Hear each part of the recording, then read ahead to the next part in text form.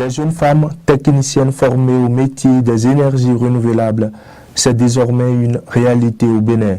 Grâce au projet Women Energy Development Impact mis en œuvre dans le Septentrion, plusieurs filles déscolarisées et démunies ont suivi une formation afin d'apporter des solutions aux problèmes relatifs à l'énergie électrique dans leur localité. La cérémonie de clôture de cette série d'activités a eu lieu dans la commune de Djougou. C'était en présence de 30 heureuses bénéficiaires venues de Ouaké, Natitengu, Peunko, Kopargo, Basila, Tchaourou et Niki.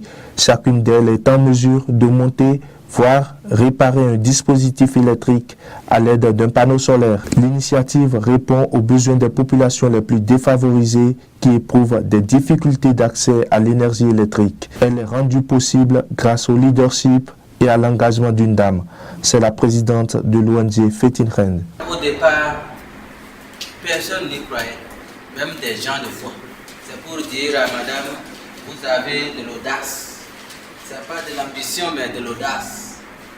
Celui qui a de l'audace, c'est celui qui arrive à faire quelque chose pratiquement d'impossible. Et moi-même, j'ai vu le fruit. Et c'est ça qui fait ma joie. Au départ, effectivement, j'étais venu ici dire un petit mot à mes soeurs pour dire que, en fait, ce que l'on apprend, ce n'est pas pour le corps, c'est pour notre propre vie. C'est pour améliorer notre vie. Et je leur dis chapeau parce qu'elles sont restées du début jusqu'à la fin. Franchement, je vous dis merci. Merci pour ce que vous avez apporté à cette maison. C'est une nouveauté. Courage pour la suite. Continuez avec cette flamme-là, combattre pour changer le monde, surtout du côté féminin. Je voudrais en ce moment féliciter aussi les participantes qui se sont données corps et âme pour se donner un nom dans la société. À partir d'aujourd'hui, vous constituez un groupe identifié à part entière pour la vie de l'énergie.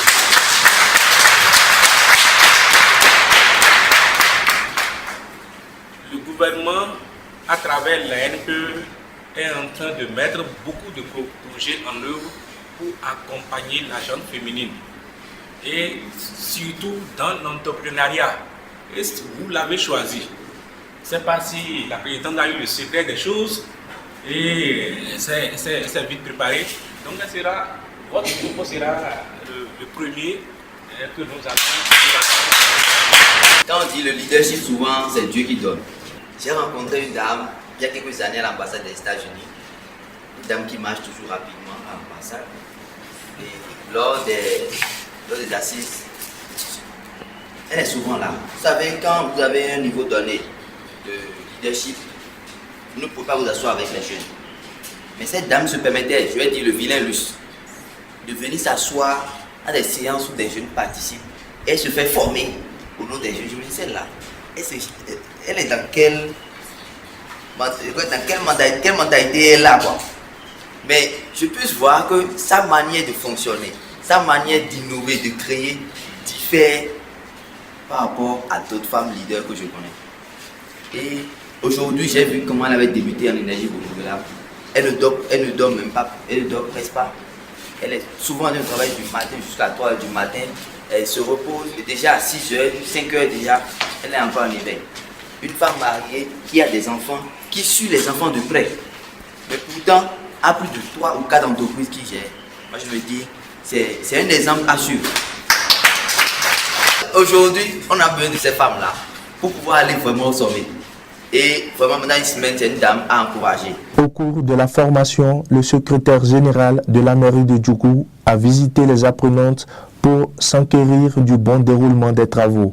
Elles ont également reçu la visite de l'ancien journaliste français Claude Verlouvette, membre de l'ONG Évreux Djougou, accompagné de ses assistants. En dehors des séances de cours avec les formateurs, plusieurs activités ont meublé la période de formation.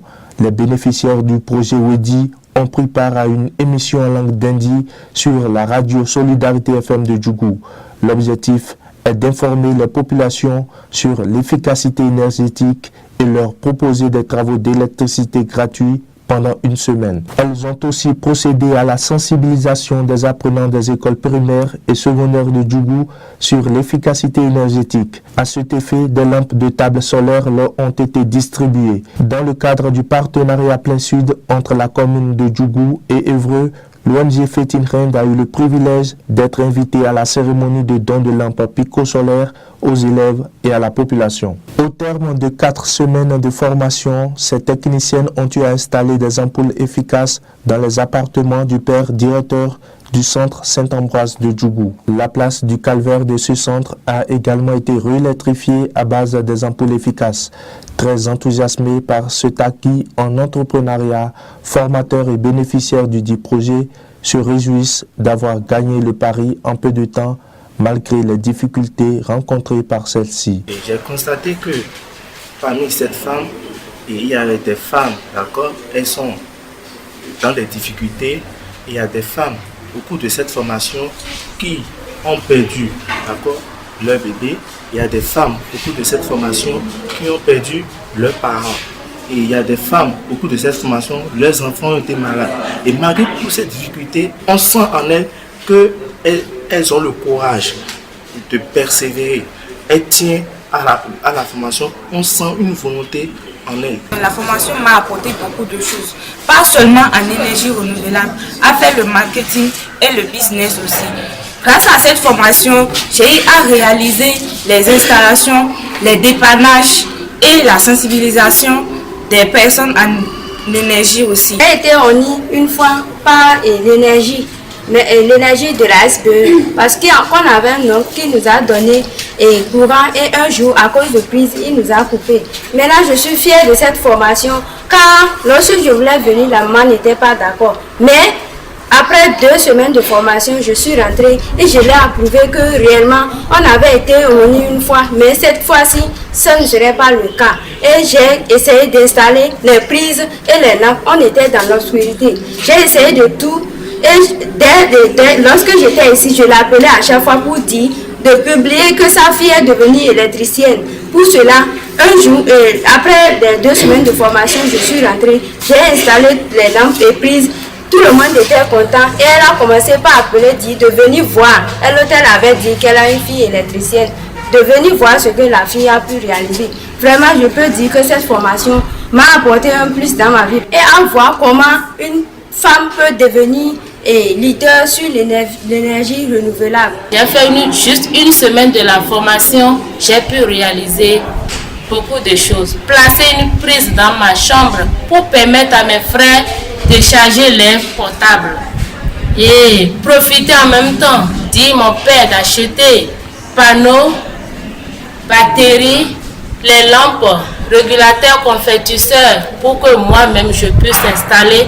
Parce qu'avant de venir cette formation, ils ont dit que je n'aurais pas le courage de le faire. Mais pour leur montrer que j'ai reçu un plus dans ma vie, grâce à cette formation, j'ai fait l'installation premier lieu dans la maison de mon papa pour éclairer ma maison. Et c'est une surprise. Et aujourd'hui, je peux répondre n'importe quelle installation. Après 2 semaines de la formation, je suis rentrée à la maison. J'ai fait une installation complète à la maison, panneaux, batteries, régulateurs de charge. Je n'avais pas du courant chez moi du tout. Et mon grand-père était fier de moi pour le plus que j'ai apporté dans la famille. Puisqu'on n'avait pas de quoi charger les portables par-ci, par-là. Et dans ma localité, tout le monde s'est dit, ah vraiment, on a une électricienne maintenant en énergie solaire qui va nous apporter plus dans notre localité. Donc, on est fiers de toi. Donc, à la fin de la formation, il y a beaucoup de personnes qui m'ont proposé des trucs là, des installations dans leur maison. Le peu qu'on m'a donné m'a excité. Ce qui me donne le courage de dire, ah, waouh, je peux faire quelque chose. Et ce faisant, je me suis dit, je vais créer une entreprise. J'ai cherché même un emplacement au bord de la voie de Nadi où il n'y avait aucune installation de panneaux solaires et d'électricité. Donc j'ai trouvé l'emplacement. Maintenant, il me laisse le moyen financier pour pouvoir commencer. Pour la présidente de l'ONG Fétine Rend, porteuse du projet WEDI, L'objectif est atteint du fait des résultats positifs obtenus par les apprenantes à l'issue de la formation. C'est sans oublier le soutien des partenaires techniques et financiers, notamment l'ambassade des États-Unis d'Amérique près le Bénin. Je suis plus que satisfaite de tout ce que j'ai vécu ce jour et je crois que nous n'allons pas arrêter de les suivre et de les mentorer afin qu'elles puissent atteindre vraiment les objectifs que nous nous sommes fixés au départ. Le projet WEDI, comme je l'ai annoncé d'entrée, est fait pour pouvoir amener ces femmes à devenir des entrepreneurs dans le domaine des énergies renouvelables. Et j'ai pu constater à travers la formation que des femmes sont enceintes et malgré cela, elles se sont battues, elles ont travaillé. Des femmes qui ne connaissaient rien du tout en énergie renouvelable, les moyennes sont vraiment édifiantes. 19 de moyenne pour la première, la deuxième 18, soit 10 de moyenne avec une grossesse. Sincèrement, je suis émue et ça me donne en même temps un sentiment de satisfaction pour continuer à accompagner les femmes. Ça me donne la foi de ce que aujourd'hui maintenant, la femme sait ce qu'elle veut et que même dans nos contrées les plus reculées, on peut amener les femmes à réussir. Et c'est pour ça que je ne vais pas arrêter le combat en si bon chemin. Je vais continuer par les mentorer, je vais continuer par courir et chercher le financement pour pouvoir les aider à vraiment monter les projets et commencer réellement à gagner de l'argent. Je remercie toutes les personnes et spécialement aussi l'ambassade des États-Unis pour cet accompagnement. Et je sais qu'ensemble, nous allons nous battre pour les femmes du futur. À la fin de la séance, plusieurs kits composés d'outils de travail d'un technicien en énergie renouvelable ont été offerts aux bénéficiaires.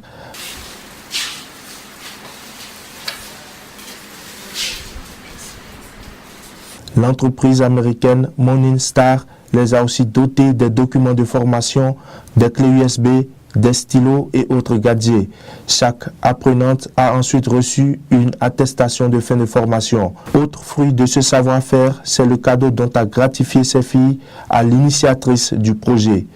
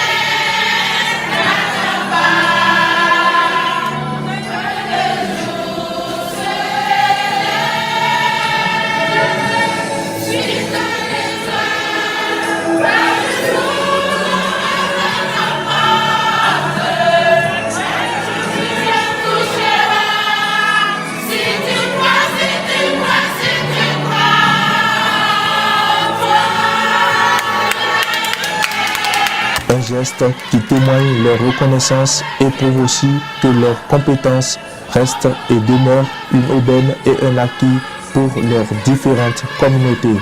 À leur tour de partager cette expérience qui est une première au Bénin.